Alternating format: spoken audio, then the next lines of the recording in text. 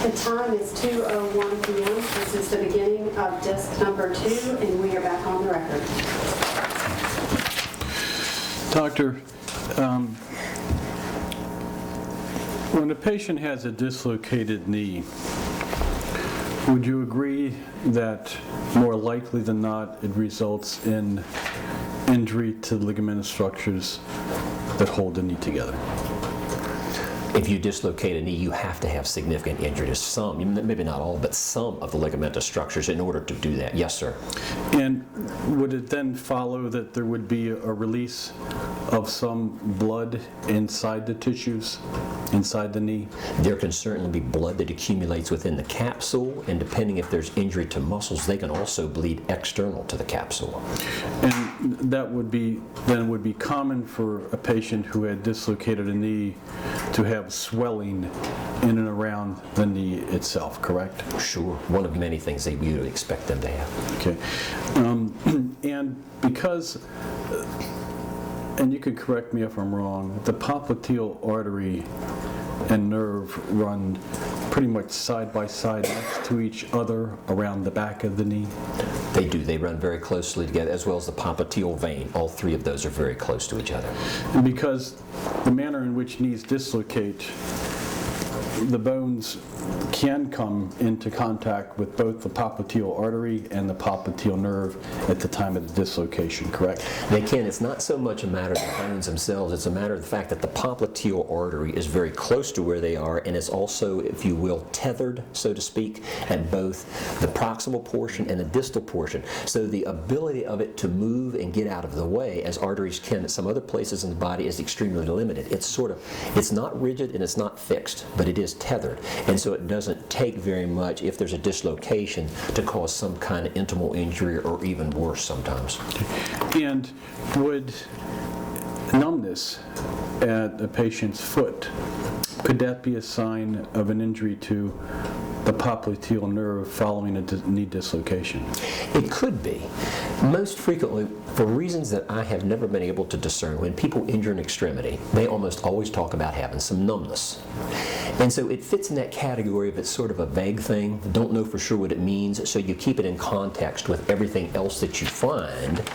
And if it's the only thing that you find and there's no motor impairment, or if that numbness later resolves, then you just sort of let it be where it is and don't attempt any further diagnostics evaluating that one thing in and of itself. If there are not other things associated with it, they're of concern.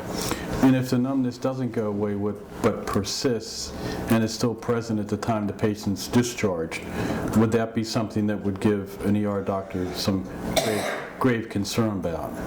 No, sir, not unless there were other things that were causing concern, because the numbness, if it were present, would reflect some other more significant injury that one would be concerned about. Again, going back to your mechanism of injury as your key point, where you would have a level of concern about what might be causing that. Well, in this case, didn't Mr. Tolson complain that he was unable to move his foot at the time of triage? He did, and when asked about that, the triage nurse indicated that that was his history, that she didn't attempt to evaluate whether indeed he could or could not move it. And we know that not too long thereafter, Ms. Shaw examined the patient, and she found that he did have movement at his foot and ankle. He did not have full range of motion. He had limited motion at his foot and ankle as well as his knee. So we do know that he could move that foot and ankle. Most likely in these situations, it's due to pain and patients don't want to move, and that's not always well separated out. In a patient like Mr. Tolson, if we assume the very worst, that he had a total obstruction of his popliteal artery, knowing what we know and applying it retrospectively, he had a total disruption, then even if you completely occlude the arterial flow to your lower extremity, you do not have paralysis of your foot in that short period of time. It takes longer for paralysis to evolve. So would not think it very likely at all it'd be a vascular injury precipitating the numbness. Could it be a stretching of the nerve? Sure, because nerves are fairly easily stretched when someone twists or falls and that sort of thing. So again, the important thing is you keep that numbness in context with everything else you know, find out about the patient to decide whether or not it's something that is of concern or not. Ms. Shaw noted numbness and paresthesia upon her examination of Mr. Tolson, did she not? Well, she noted numbness and paresthesias in the history that she took, which is on page 8 of the records as I have them. Now, her exam, which is what you just referred to, had to do with the tenderness, limited range of motion, the swelling that she found. Because you see, numbness is a subjective thing that the patient says I have, and we can't objectively prove or disprove that, because there's no way that I can tell if what you're reporting is true unless, for instance, with numbness, I would do a dermatomal exam and you give me symptoms of numbness that are not explainable or compatible with how nerves innervate the lower part of the body. That's usually not the extent to which we would take something in this sort of a situation. What part of his body was he complaining was numb when he reported numbness to Ms. Shaw? You know, for some reason, I thought it was in his foot area, but I'm not absolutely sure I'm correct about that. I'm just wondering if we can figure out from the record what part he was referring to. From the record, I do not know. Would it be important to know whether or not it was his foot, his leg, or his knee? In context, I would put it in context with everything else I know, in context with everything else I know in this case, where she found, where we have 3 people who on 4 different occasions found his neurovascular status to be intact, then I think the numbness is more likely than not a relative moot point acutely. And one of those times was right before discharge after the splint had been placed, where Ms. Shaw notes that she had reevaluated his neurovascular status and it was intact at that point. The neurovascular examination was the palpation for pulses, would you agree? Objection. Well, that's the vascular part. The neuro part has to do with motor and sensory things. So neurovascular means both motor and sensory as well as the pulses. Okay, let's talk about the pulses. Okay. Palpating for pedal pulses, would you agree that that is a unreliable method to determine flow of blood into a limb? I think that's a great question, because I noticed that your experts really were they were really down on this pulse thing, like it doesn't hardly count, which really surprised me, because if you have a patient with an extremity injury and you don't record the pulses, I mean, the first thing is you didn't document, you didn't do it. In this case, 2 different people documented it, 3 people said they did it, and we don't believe it, is the approach of Doctors Larson and Sarkar. I would agree with them that it is not the sole basis upon which one would come to a conclusion about the blood supply, but it is certainly far more valuable and is routinely recognized as being so than it sounded like either one of them were willing to say in their depositions, which really surprised me, because we always talk about pulses when there's an extremity injury. And I think one of the things that is most important in that, and in fact Ms. Shaw specifically recorded it, is that she compared the pulses. When she recorded what they were, it's what they are bilaterally. So I might check your pulses in your foot, and you might have a bounding 4+ pulse in each foot. I might check Miss Dinsmore's, and she might have 2+ pulse in her feet. We're getting a little far away from my question. Yeah, well, but this is part of the answer to your question, because the importance of checking that is that what's normal for you is not normal for someone else. And so the pulse thing that you asked me, and the importance of that is comparing them bilaterally. Because if it's 2+ on both sides, including the uninjured side, then that's normal and does not represent anything like what Dr. Larson would say that represented decreased blood flow. It's just not true. Back to my original question. Yes, sir. Is palpating for pulses a reliable test to determine blood flow into an extremity? Very helpful and tremendous information to be had in conjunction with everything else that you do, and particularly when you compare it and find it's equal to the other side, it is a very reliable way to determine adequate blood flow. Isn't it extremely subjective based upon the person who's doing the test? It does have an element of subjectivity to it that is not so great as Dr. Larson, I think, would attempt to have us believe, but is certainly present, has been documented in studies about people's ability to feel pulses. So there is certainly something to that I think warrants being noted. When 3 different people and 4 different evaluations are successful in finding a pulse, then I think you also have to give considerable weight to that kind of evidence and what it means and what most likely was or was not present. And I think the evidence in this chart clearly goes to the point that the blood flow to his lower extremity was normal and adequate at the time he was in the emergency department, including when it was rechecked right before discharge. But palpating for pulses should not be the sole basis by which you make a determination if there is an adequate supply of blood to a person's extremity. Would you agree with that? Oh, in the question of an injury, sure, and that's why the other part of that, of what we do when we're checking pulses, you can check the temperature of both feet, and you also can see the color of the feet. So those things are also evaluated at the same time. Because if there was diminished blood flow, you would expect more things to be present than simply a diminution of the pulse itself and without any other associated findings. And a cold foot would be one of the things you would expect to find if there was a diminution in blood flow, correct? If it's cold, if it's colder than the uninjured foot. And doctor, are you familiar with the brachial index? Yes, sir. Okay. It's my understanding that a loss of blood flow of 11% is considered abnormal. Would you agree with that? You know, you've read about that to a finer degree than I'm aware of. So if that's what you've read, I wouldn't argue with it. I don't know the 11% number. That goes a little deeper than my knowledge of the ABI. Have you done ankle brachial examination on patients in your emergency room? We don't happen to use that in our department. I know they do in some departments. We don't happen to use that in our department. I haven't seen it done in 34 years. Okay. What do you use? Well, there are lots of ways to assess.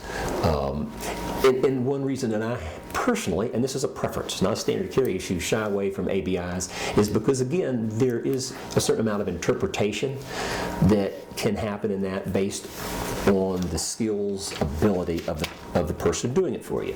So I would tend to shy more towards doing a Doppler study with very accomplished Doppler technicians, or you could do an angiogram, you could do a CTA, you could do an MRA. There are other technologies we have available to us today that I think are more reliable than doing an ABI. So if it reaches a level of concern, do I have a vascular injury, then it seems sort of foolish to me to do a study that is not as good or as accurate or as definitive as something else I can equally well order. Would you consider an 11% reduction in the flow of blood into a patient's extremity an abnormal finding? Objection.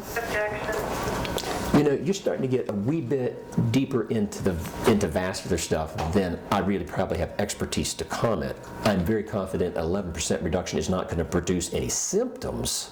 If you have 90% of your blood flow, that's going to be more than adequate to satisfy all your needs. Whether or not a vascular surgeon would say 11% is abnormal or not, I don't know. I certainly know the vascular surgeons I refer to, people particularly with chronic peripheral artery disease, a lot of those people have 70-80% obstructions to flow. I'm referring to an acutely injured patient like we have in this case. Yeah, I don't know if 11% would certainly, if it's 11%, it's not perfectly normal. Whether or not that represents something that's actionable beyond simple observation, I don't know the answer. And from your experience, do you know the percentage of decrease in the flow of blood the patient would have to experience before they would experience coolness of the foot, some changes in peripheral nerve responses, things of that nature? Objection, form and thunder. I don't know the exact percent or if that's ever been actually defined, because that'd be pretty tough to define that in terms of putting people through a test and occluding and coming to that conclusion.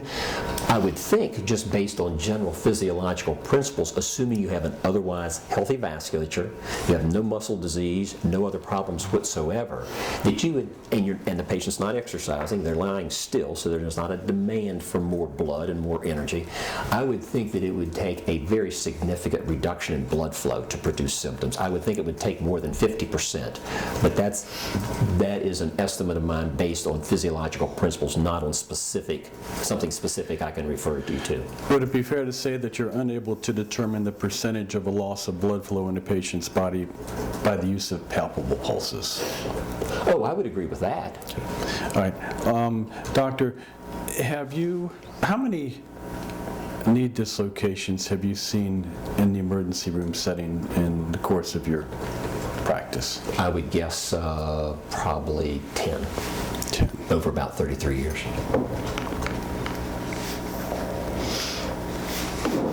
When's the last one? Probably about 5 years ago, 6 years ago. Do you know whether or not of those 10 they were automatically reduced before they arrived at the ER?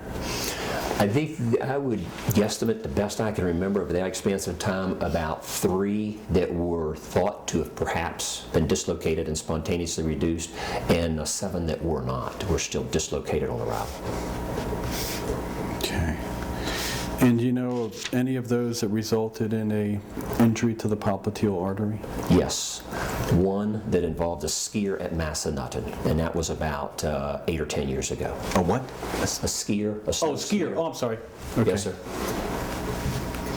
Okay. And that was the one that was still dislocated at the time they arrived at the ER? No, it had relocated by the time he got to the ER, but he had significant vascular compromise when he arrived at the ER. Okay. So that was an easy case to diagnose. It was relatively easy, yes, sir. And the mechanism of injury was there. And looking at his knee, it was obvious just from external appearances that it was grossly deranged. Now, either in your experience or from your education as a doctor, are you aware that there are patients who can experience injury to the popliteal arteries but still have positive pedal pulses? Oh, absolutely, because if your initial injury is simply an intimal tear, you could have absolutely full normal pulses, sure. And if a emergency room doctor or physician's assistant suspects that a patient has suffered a dislocation and suspects there has been a compromise to the blood flow into the lower extremity, if they suspected that, would you believe that there would have to be more of a vascular evaluation of the patient other than palpating for pulses, pedal pulses? Object to the hypothetical. Absolutely. Okay. And that would require one of the other vascular studies that you talked about at your facility to determine the flow of blood going into the lower extremity? That would be an option, or a consult with a vascular surgeon and let him determine what he thought was the best study in the situation, but something further to evaluate it. If you think that a knee has been dislocated and spontaneously reduced, there's no question you're obligated to evaluate the integrity of the vascular structures.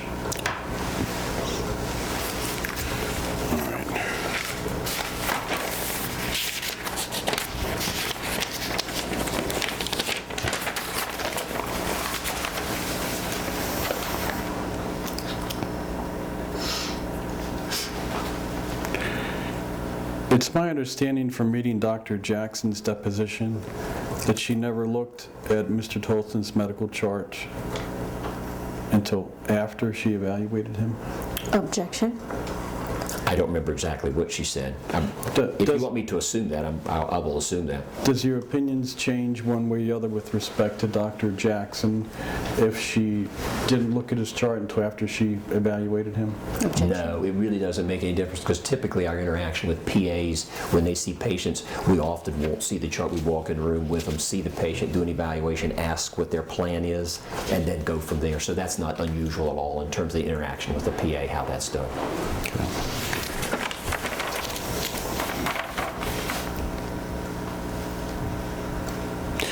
But you do agree that it's important to obtain as much information from the patient as possible with respect to the mechanism of injury if you're a physician's assistant or an emergency room doctor? Objection to the term important. I'm not sure I would agree with as much as possible. I would agree with what seems to be appropriate and reasonable given the circumstance, and I would also add to that when the patient is asked what has transpired, what happened, that they provide me an accurate history, if they're able, as to how the injury occurred. because that may provoke more questions. So when I ask them what happened, if they tell me a door fell or hit their leg, or they tell me that they were hanging by their leg up in the air and had to be extracted from something, those are vastly different histories and would indicate a vastly different approach in terms of what else I might ask the patient. And in this case, would you agree that the mechanism of injury that's written down by the paramedics is different from the mechanism of injury that's noted by physician assistant Shaw? It's certainly not exactly the same, but both reflect a history that would indicate a mechanism of injury certainly not adequate to cause a knee dislocation. But an overhead door falling on a patient's knee is different from the description that the paramedics wrote in the report, correct? Yes, sir. And if physician assistant Shaw and/or Dr. Jackson had looked at the ambulance report and realized that the information that they wrote down with respect to mechanism of injury or was relayed to by Mr. Tolson is different from this, would that have required a more in-depth investigation as to the mechanism of injury? Objection hypothetical. No, sir. I feel like the information recorded on this EMS sheet very definitively confirms by the people who were actually on the scene that the mechanism of injury that was provided, they were told about, was inadequate to cause a knee dislocation. So I think this evidence corroborates and confirms that their impression in the ER in terms of everything they had fits with what this is, and that is that this is not a mechanism of injury that would be expected to dislocate a knee. But it's completely different from an overhead door coming down and hitting them on the knee, correct? It certainly is. Your And characterization. Go ahead. And why patients give us such different histories has always escaped me. It happened when I was a medical student. We used to be embarrassed because we do all this work, and then the attending would walk in and the patient would tell them something different. I walked in a room recently, Mr. Smith checked in by a very good nurse on our staff. Patient's perfectly alert, and it says that his chief complaint is chest pain. Pretty simple, pretty straightforward. And I said, Mr. Smith, tell me about your chest pain. And he looked at me and said, chest pain? I don't have any chest pain. I said, really? I said, I got a good nurse who you just talked to 5 minutes ago, and she said, that is the main reason you're here. He said, I don't have any chest pain. So I have never quite understood how it is that patients will give physicians very close together such very different answers when they're asked, what happened to you? But it does happen, and it's simply one of the things that we deal with. So you've just assumed that Mr. Tolson is the person who gave two completely different stories of what happened to him to two different providers, and it wasn't miscommunication between him and the providers that resulted in the narrative in the report. Objection of form and foundation, and your characterization of completely different, but you can answer. I don't know that maybe I should have been more complete and said, obviously, we can misunderstand patients. I mean, there can be miscommunication that goes both ways. I think it's fair to say that they're different, and exactly where to ascribe all that difference might be a difficult thing to do. That was my point, Doctor. We simply don't know whether they were two different stories given by Mr. Tolson, or whether or not he gave the same stories and they were interpreted differently by the providers. Would that be a fair statement? To a certain extent. There's certainly a significant difference between saying that you stepped down into something, caught your foot, you twisted and fell, versus saying that you're hit by a door. Those sound quite different to me, and it doesn't sound to me like something that I would expect a PA or EMS people to necessarily be subject to interpretation. It doesn't sound so subjective. So, I think that Mr. Tolson gave different histories. I cannot prove exactly how much was interpretation. No, of course not. Now, did you see in the record where Mr. Tolson was given an injection of Dilaudid? I did. And that was given approximately maybe 3 to 4 minutes after he was triaged. Yeah, it was given either 15:27 or 15:30. There's different times depending on whether it was recorded by hand or electronically. And then it wasn't until a half hour later that physician assistant Shaw came in and got a description from Mr. Tolson as to what happened. Correct. She said she saw him at 1600. Do you believe that the injection of Dilaudid could have affected Mr. Tolson's mental acuity with respect to his ability to communicate clearly how he was injured. Objection calls for speculation. Go ahead. 1 milligram in a 245 man should have absolutely zero effect on his ability to provide history. Zero effect. And what effect should that have on his pain? 1 milligram in a 245 milligram man normally would not be expected to have a great effect on his pain. It could minimize or lessen it some. It would not be expected to take it away in a gentleman of his size. And if he came to the ER with a pain of 7 out of 10, and I saw there was some location where it went up to 9 out of 10, I wasn't sure if it was 7 or 9, but it was certainly significant. We can agree on that.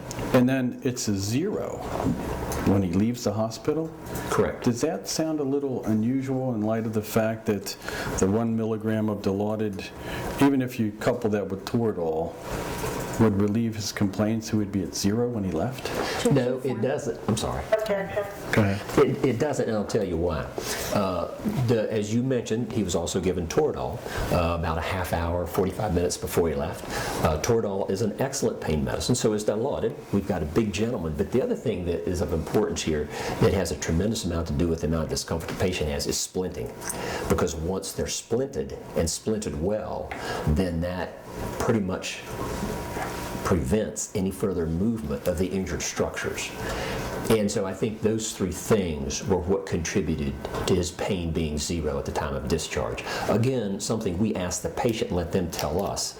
That's not a communication problem or anything else, because that's simply, we ask the patient, what's your pain level? So they tell us their number. In reaching your opinions, are you assuming that physician assistant Shaw actually physically examined Mr. Tolson? At the time of, at what time now are you talking about? Because there's When she said initial she- when discharge. Right, about, was it 1600 hours, about 4 o'clock in the afternoon? That the information she wrote on here about swelling, limited range of motion, am I assuming she examined the patient? Yeah. Are you assuming that you physically touched him and examined him in order to write that in the file? Yes, sir. Are you also assuming that Dr. Jackson physically touched and examined Mr. Tolson for the testimony that she gave in this case? Yes, sir. Based on her deposition, I am. Yes, sir. Are you also assuming that the splint that the paramedics put on his leg was off of his leg at the time Ms. Shaw examined him? I don't know if it was off or on. I don't remember her being asked or what her response to that was. I don't know. Would it be fair to say that in order for Ms. Shaw to do a proper physical examination of Mr. Tolson, the splint would have had to have been off his leg at that time? Objection to form and foundation. Not to do a proper one in this situation. If you are going to do a full evaluation of a knee in terms of evaluating medial and lateral collateral ligaments and anterior and posterior cruciates, absolutely. You can't have a splint on and do those things. It would be impossible. For the range of motion testing that Ms. Shaw noted, do you know whether or not the splint was on his leg or not at that time? That's a good point. If you're going to find some limited range of motion present, the splint could not, it might be behind the leg, but it could not be firmly attached like we do, because you can't get any range of motion when it's fully splinted. So obviously it could not have been fully splinted when that was noted. And so you're assuming the splint was off at that time? I don't know if it was off. Sometimes we simply loosen the straps in the starting evaluation, realizing the patient has significant pain. We may stop at that point and not do anything further, particularly until we have a plain film to make sure, particularly in someone who's large like Mr. Tolson was, that we don't have a fracture. And what we don't want to do is start stressing a knee with a fracture and displace the fragment that may not be already displaced. So you would stop, x-ray the knee, and then decide at that point in time whether you would do a further evaluation. In order to palpate the popliteal pulse and the post-tibial pulse, whoever did this would have to have had their hand underneath or behind Mr. Tolson's knee and down his leg. Would you agree with that? To do a popliteal, you can, depending on how much room is in the splint, you can do that while the patient's in a splint, because you can put your fingers under and palpate that. And to do the posterior tibial, of course, that's behind the medial malleolus, so you can do that with a patient splinted. You may have to take off one of the Velcro straps to reach each place, but you can do those in a splint if you wish. Did either Shaw or Dr. Jackson explain how they did those examinations, whether the splint was on, whether the splint was off? partially on, partially off. Objection to foundation. I don't know that that was asked, but go ahead. That was my answer. I don't know that they were asked, and I certainly don't remember if they were asked what they specifically said. Okay. Now,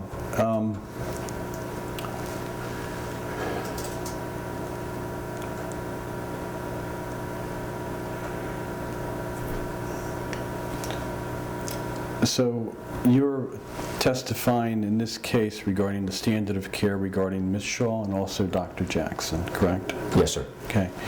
If, at the time of Mr. Tolson's discharge, a nurse's assistant, or a nurse technician had approached Ms. Shaw or Dr. Jackson and told either one of those that Mr. Tolson just reported that he had no feeling in his foot and his foot was cold to the touch, even though they had pre-approved his discharge, if that was what he reported right before they wheeled him out of the emergency room, would it be a breach of the standard of care to have allowed him to be discharged at that time without further evaluation? Just objective form. Form into the hypothetical and to foundation. Same objection. Based on everything I've read, family depositions and everything else, I find no evidence that the sequence of events you just laid out transpired. Taken as a hypothetical, if something of that nature happened, I absolutely would expect that patient to be re-examined by either Ms. Shaw or Dr. Jackson to see if something had significantly changed since their last evaluation. Interesting that you say there's no evidence. Do you consider the sworn testimony of Corey Elaine Johnson to equal no evidence?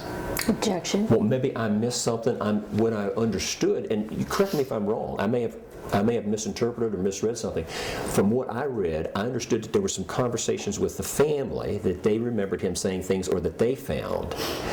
I never saw anything that said that they went and reported it, that that Ms. Shaw or Dr. Jackson were made aware of it, which was part of your sequence of events, and the basis upon which I said they had a duty, if they were made aware of those things, absolutely to go back. Okay, that's my question. So I'll ask it again.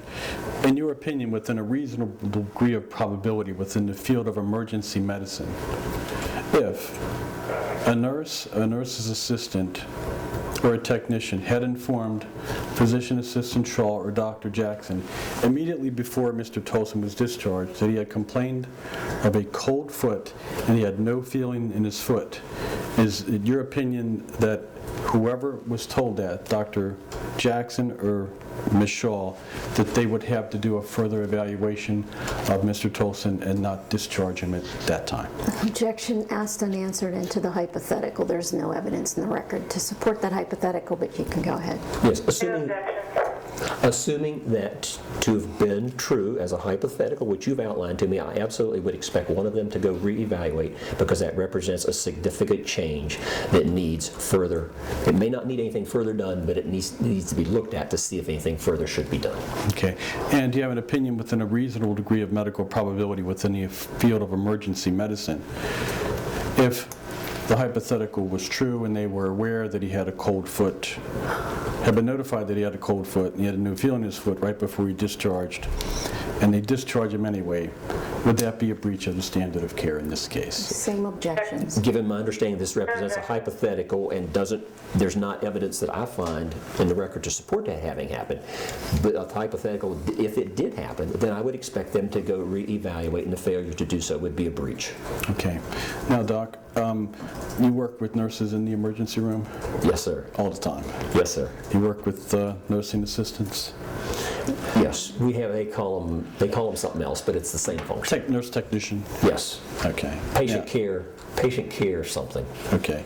And in the facility that you work at, if you were taking care of a patient with similar injuries such as Mr. Tolson, and you had approved his discharge,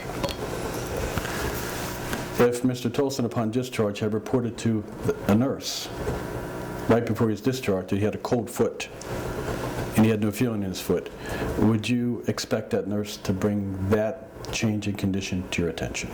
Just gonna. And that goes to the standard of care for nursing, and I don't believe that the doctor is here to testify in that regard, nor do I believe that he's qualified to testify to the standard of care for nursing. Wait a minute, I didn't hear the rest, nor do I believe. Nor do I believe that the doctor is qualified qualified to testify regarding the standard of care for nursing or nursing technicians to the extent there is one? All right, what I was going to say is Dr. Shank has not been asked to evaluate this case to comment on nursing standard of care, nor will he be called to testify at trial on nursing standard of care. And that said, you're not obligated to respond to questions seeking comment on the nurse's standard of care. Well, Dr. Marilyn, a lawyer can't tell a witness not to answer a Which question. is not what I did.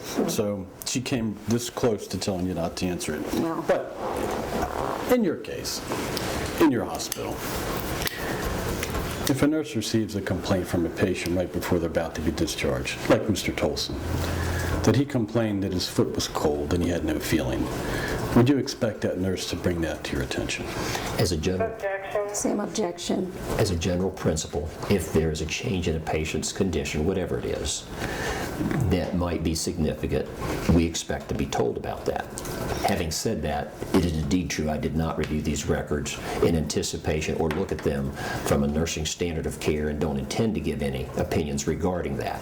Answering your specific question about what would I expect to happen in my institution, that's how I answered your question. I understand. And doctor, in this case, in Mr. Tolson's case, if at the time of discharge he had a complaint that his foot was cold to the touch and he had no feeling in his foot, do you believe, in your opinion, within a reasonable degree of medical probability within the field of emergency medicine, that that is a significant change of his medical condition? Objection from the Objection, foundation. hypothetical, no foundation.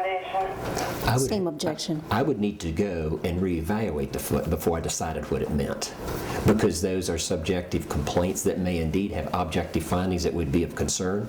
I may go and take off both his socks and his feet both feel the same and his pulsars are the same, and that his numbness is in a distribution that is non-anatomical, in which case it wouldn't be of concern to me. So I couldn't make that decision or give you an answer without evaluating and looking at the patient to substantiate whether or not those complaints are something that indeed means something more needs to be done, or if there's something I say it looks consistent with everything else we've done and I'm still going to let you go home. Okay. If Mr. Tolson had a complaint of a cold foot and had no feeling in his foot right before he was discharged, in your opinion, within a reasonable degree of medical probability within the field of emergency medicine care, do you believe that those complaints warrant further evaluation by either a physician assistant or an emergency medicine doctor? Objection asked and answered. If they are aware that that is present, then it warrants further evaluation in terms of a physical evaluation. Whether it would represent and be something that you had to do anything further diagnostically about, you wouldn't know until you did the exam to determine if that were the case. You at least have to do the exam in order to figure out whether he needed more medical care or treatment if those conditions were brought to the attention of the physician's assistant or the emergency medicine doctor. Continuing objection to the hypothetical. As I've answered previously, you would need to go re-examine the patient. I think it's going to standards of care for nursing again. You were talking over her, or she was talking over you, so go ahead and give your answer, doctor.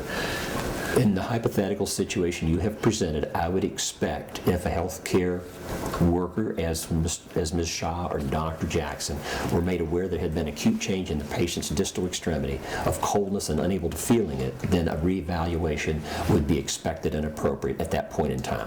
What would happen beyond that would depend on what was found. Okay. Now, we were going through the depositions and I took a side road. So let's see if we could go back to where you left off, if you could. It sort of felt like a main road to me, sir, but maybe it was a side road. Okay. I think we were with Dr. Larson, Yes, sir. page 59. Yes, sir. Okay, if you can continue on. Now, if I have something here that you and I have already addressed, do you want me to still tell you about it? How do you want me to proceed? Because I think most of what I have here, you and I have already addressed pretty thoroughly. Well, I won't know until you read me what you noted, and then You I would can like tell to you what. determine, not me, if it's That's a good idea. necessary to hear about. Okay, Yeah, Dr. fair enough.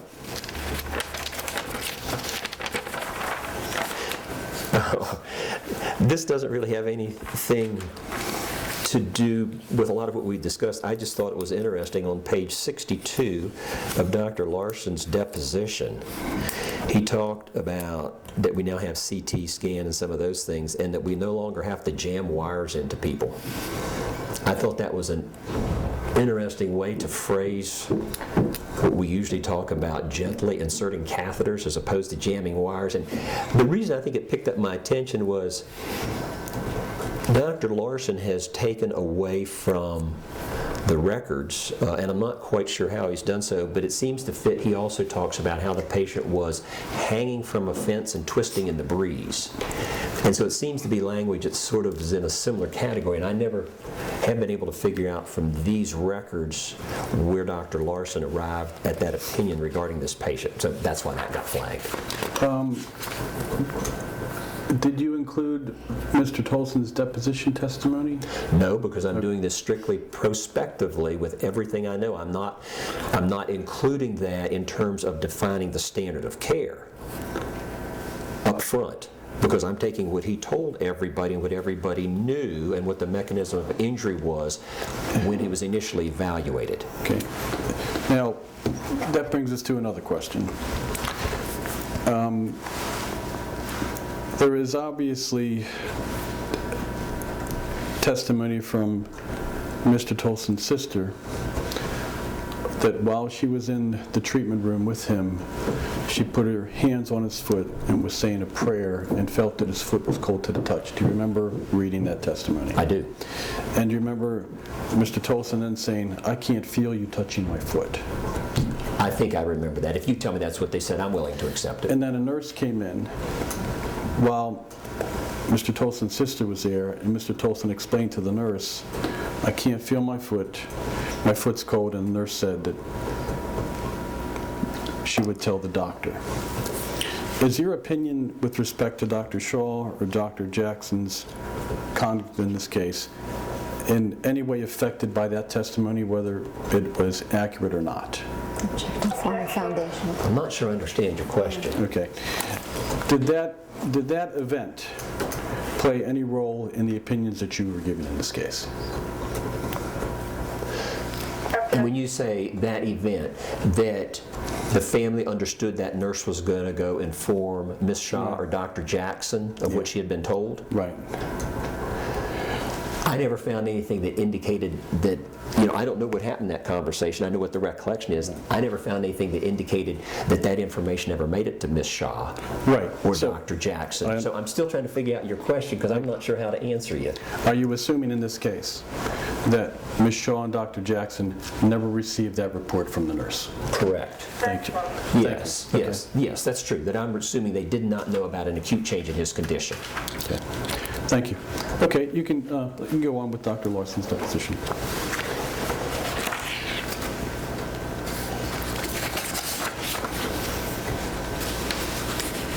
This is on page 87, where Dr. Larson is giving further opinions regarding his understanding of what happened, and talk about examination of the knee, and he says in lines 18 and 19, I mean, his knee is almost torn away from his body. I thought that seemed to be a bit of hyperbole that was unsupported by any objective evidence in the record. That's why I flagged that. But you never saw the MRI report, correct? I did not. I read about the report of it. I just thought that was language that, from a physician's point of view, sounds to be hyperbolic. That's all. Okay, go ahead, Doc.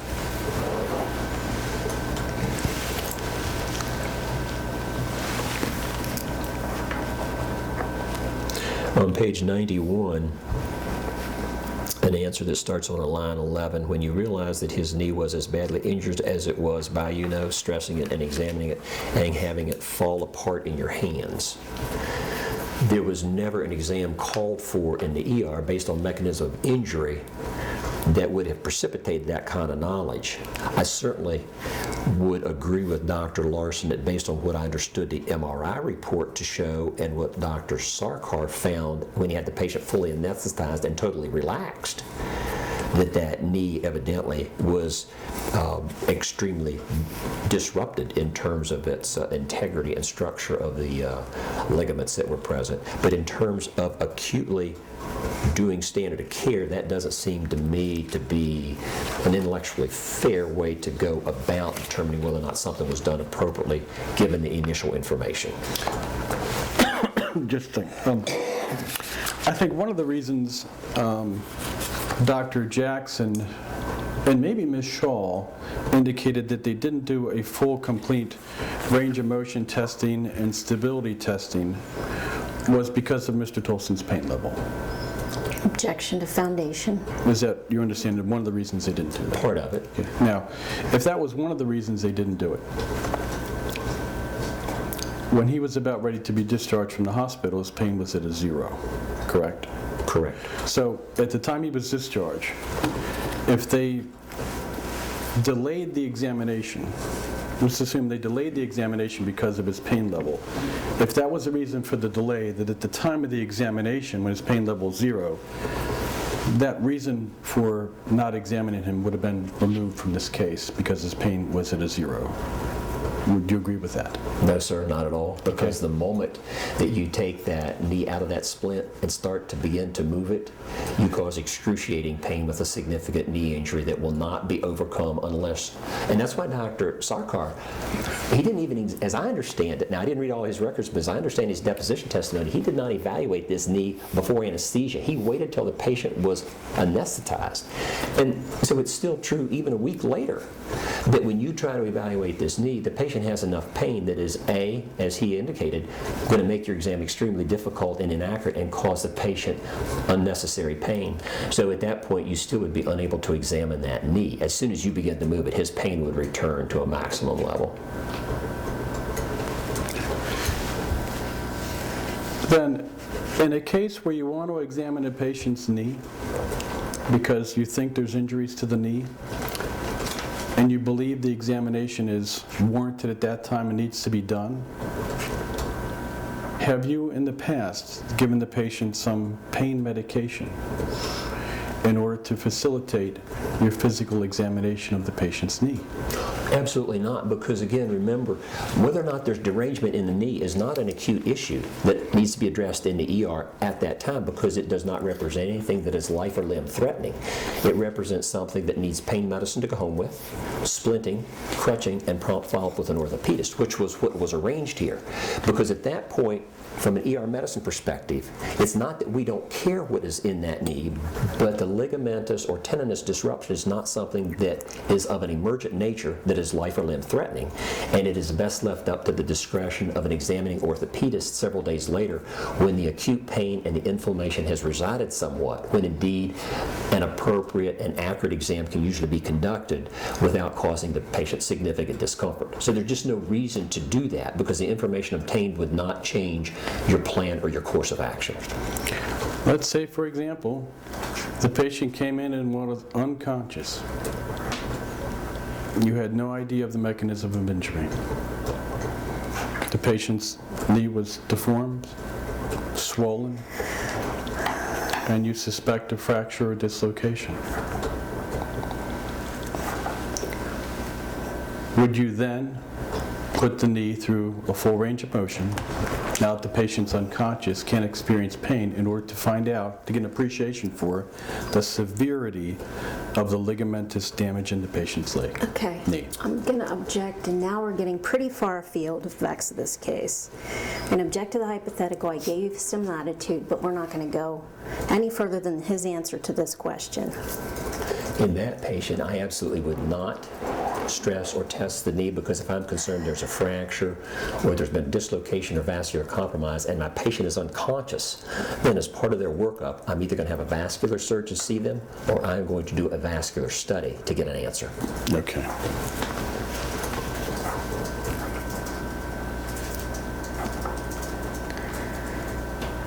So to follow up, if a patient's pain still prevents the full examination of the knee, as you believe it would have in this case, even when he was being discharged with a pain of 0, and if there was a suspicion that Mr. Tolson had a vascular injury, at that point, then the proper care would be to do a vascular evaluation, either by requesting a consultation from a vascular surgeon or doing one of the Doppler studies or angiogram, or arteriogram to determine blood flow. Ejection of foramen foundation. If you're concerned the patient has a vascular injury, then you need to approach it and evaluate it in some manner, and you cannot simply do so by checking pulses. That's correct. Okay. All right, you can continue, doctor. Okay.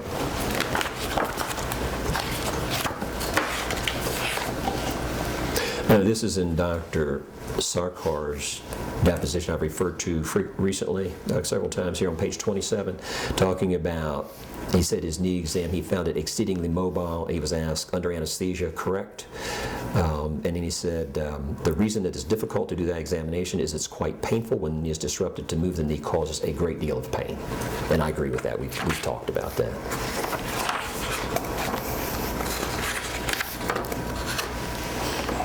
On page 78 in Dr. Sarkar's deposition, starting on line 3, he said he testifies in his deposition that he remains unable to move his foot. If we ascertain that his inability to move his foot as paralysis as one of the first signs of ischemia is due to the ischemia, then we can say that the ischemia certainly had started to be present upon his arrival in the emergency room, which would have been earlier in the afternoon on the 3rd. I commented on that earlier in that if you just have some ischemia, you certainly wouldn't have paralysis of the muscles. Even if you had complete disruption of arterial flow, paralysis does not set in the first hour or so. You certainly have significant pain, pulselessness, and pallor, and paresthesias. Paralysis would not set in that quickly.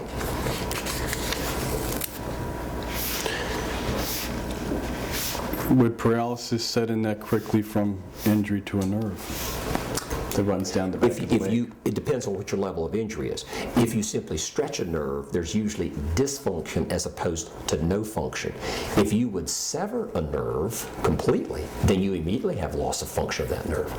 It certainly would be very rare and unusual, and I have never seen a nerve completely severed with an extremity injury. Certainly a very sharp spicule of bone. I'm sure somewhere someone has reported it. Usually it's a stretching kind of injury which makes the nerve dysfunctional for a period of time, and then it often recovers. Okay.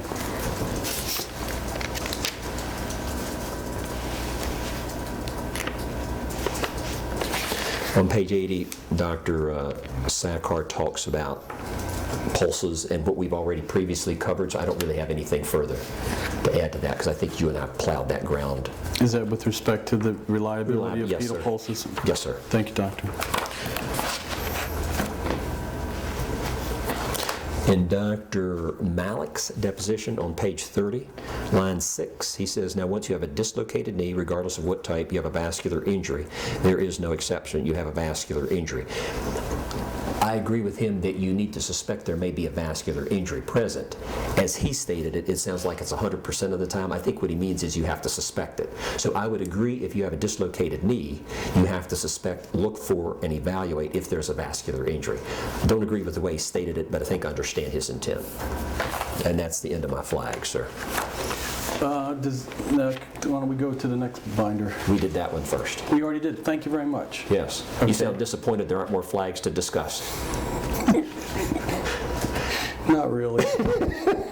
I was being facetious. I know you would.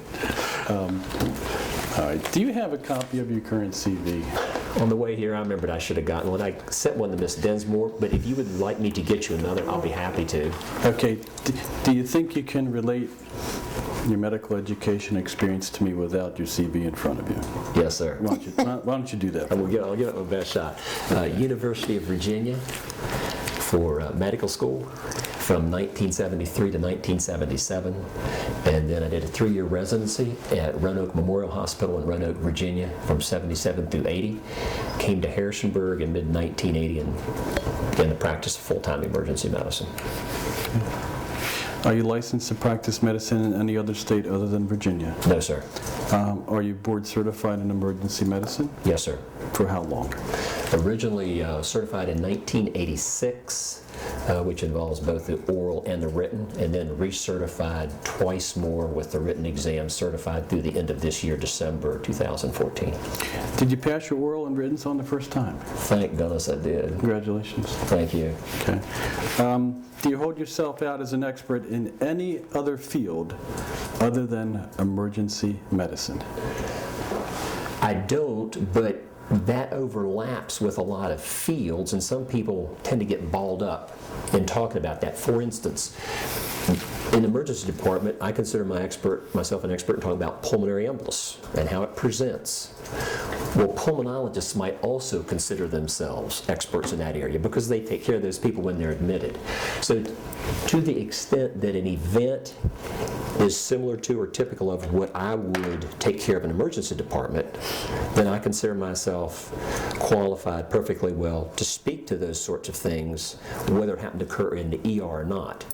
Now, if you talk about the subsequent care of a lot of the problems we see, then absolutely, in all those specialties, I have no expertise as regards that. So to the extent that it's emergency medicine and or overlaps with other specialties where it's involved in our specialty, then I do have expertise in those areas. I hope that makes sense. Thank you. Are you going to be addressing the timing of Mr. Tolson's vascular injury at all? No, sir. Okay. Other than to say, retrospectively, obviously he had one, but in terms of addressing, exactly what the original injury was or how it progressed, that's out of my field of expertise. Are you going to be contradicting Dr. Sarkar's testimony with respect to when Mr. Tolson's foot was last salvageable? No. Are you going to be addressing the effect of the ischemia that happened to Mr. Tolson's foot? Injection of foreign I'm not sure what you mean by that question. I mean, I understand what ischemia means. I see ischemic foots. I do studies for acute ischemic evaluations. I'm not sure what your question means. My question is, are you going to be giving any opinions as to the nature of his vascular injury or ischemia in his foot at the time he was discharged from St. Agnes Hospital on December 3rd, 2009? I will about that. I thought you were talking about after he left. So I will, up to the point of his discharge, be perfectly comfortable addressing those questions. Okay. So we're going to go into all your opinions in a second. But, all right, now, since 1980, have you been in private practice? Yes, sir. Okay. Well, And if you consider practicing emergency room a private practice, some people consider it hospital-based, and I don't know if that difference matters to you or not. why don't you tell me the hospital's emergency rooms that you've worked in Virginia since 1980? Is it just one or is it a lot? No, sir. Rockingham Memorial, where I was born. One. Yes, sir. And you've been there since 1980? Correct. Okay. Now, are you employed by the hospital, or do you have a private practice and are a contract employee? I understand what you mean now. We are a partnership, and then we have a contract as a group to provide emergency medicine services for the hospital. Okay. And you supervise physician's assistants, correct? Yes, sir. Okay. All right. Now let's talk a little bit about I need to correct one thing. So the tense of that verb, I have supervised. As of December of this year, I retired from the active practice of emergency medicine 7 weeks ago. Congratulations. Thank you. You've been doing it for a long time. 33 years and 7 months, sir. You must have enjoyed it. I did, immensely. Okay. All right. When did you start serving as an expert witness in medical malpractice cases? I first reviewed a case in 1989. I reviewed one case that year. All right. And can you tell me over the last number of years, do you have a breakdown as to the percentage of times you testified on behalf of the physician versus on behalf of the patient? Yes, I can give you a reasonably good idea. I would say for the first probably 6 or 8 years, I received cases strictly from defense firms. And then then in the late 90s began to receive occasional cases from plaintiffs' firms. I have always taken the approach that I will, assuming there are no issues in terms of knowing someone or being too close, I've always taken whoever calls me. If you call, I'll review a case for you. And so the plaintiff part gradually increased to where I'd say over the last 5 to 10 years, about 25% of the cases I get in are plaintiff cases, about 75% are physician hospital related cases. And I'm talking about, now we've gotten to the number, or the percentage for where you have reviewed. Yes. I want to go to the next step, where you have actually been retained and have either given a deposition or testified at trial. Sure, the depositions would be fairly close to, and the depositions would be more defense than 75-25. Because I think that just my general feeling is there are more plaintiff cases that I find that I don't think it merits going forward versus defense cases I find worthy of defense. In terms of trials, I've been to 2 or 3 trials relative to plaintiff cases, not very many. What has uniformly happened with plaintiff cases I've been involved in through deposition is they settle after the deposition, they don't go forward. Okay. And how about times you've testified for the defendant doctor? Are you talking about forever? Yeah, going back to only in medical malpractice cases, right? Oh, I would. Are you willing to accept a guess? Because I haven't tried to keep good track, so Under I can give 100, you a guess. over 100? No, I would guess maybe 45. Okay. And how many states have you served as an expert witness in? I can list the ones I can think of for you. Sure, go ahead, Don. Ohio. I think I've done 2 cases in Ohio. Virginia, of course. West Virginia. Delaware. New Jersey. Maryland. Kentucky. Tennessee. South Carolina. Georgia. Florida. And about 20 years ago, there was one in Texas. And one in Connecticut, I'm sorry. There was one in Connecticut one time. Has any court ever ruled that you were unable to give expert testimony on the issue of standard of care? No, sir. All right. And for the last 5 years, can you give me an idea how much money you've earned solely for legal medical work, such as testifying in medical malpractice cases? You know, I don't know exactly. I know it typically runs about 15-20% of my income. I know that ballpark. Do you have a figure? Is it 50, 75, 100,000? 75 would be a good year. Okay.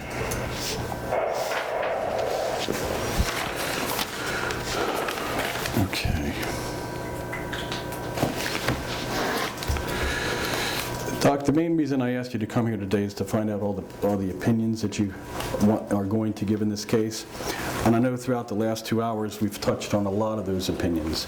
But what I want to make sure is before I leave, I know all the opinions that you're going to give and all the basis for your opinions. So what I'd like to be able to do is, you don't have to go over everything that we already testified to, unless you feel necessary so you don't miss anything. But what I need to know now is, other than what you've already testified to, do you have any other opinions that you're going to give? And I suspect you do.